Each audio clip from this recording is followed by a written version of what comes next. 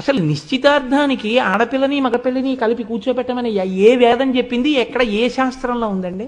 అది అవమానం, గాయత్రికి అవమానం, వేదానికి అవమానం. అదేంటిది? ఎలా కూర్చోబెడతారు? మీకు ఎక్కడుంది అధికారం? జీలకర్ర బెల్లం పెట్టే వరకు పక్కన కూర్చోడానికి వీల్లేదు. మీరు కన్యాదానం చేశారు కాబట్టి, మీకంత పుణ్యరాశి మీకు వచ్చింది కాబట్టి, ఈ సంతోషంలో మీరు వచ్చిన వాళ్ళందరికీ భోజనం పెడుతున్నారు, పలహారం పెడుతున్నారు. వాళ్ళందరూ సంతోషంగా ఇద్దరి తల మీద అక్షతలు వేసి అన్యోన్య దాంపత్య సిద్ధిరస్తూ పుత్రపౌత్రాభివృద్ధిరస్తూ అంటున్నారు. ఏది వేదం మీద మర్యాద మీకు? పెళ్లికి ముందు భోజనాలేంటి? పెళ్లికి ముందు రోజు రాత్రి భోజనాలేంటి? పెట్టుకుంటే మీ బంధువులకి పెట్టుకోండి, ఊళ్ళో వాళ్ళకి ఏ అధికారంతో పెడతారు మీరు? ఇది ఒక అర్థరహితమైనటువంటి సిద్ధాంతం. ఇవాళ నిశ్చితార్థం అంటే ఏమిటంటే, అసలు పెద్దలు వెర్రేళ్లలా కూర్చుని ఉంటారు. కాబట్టి నిశ్చితార్థానికి పెళ్లి కూతురు వెళ్ళొచ్చా?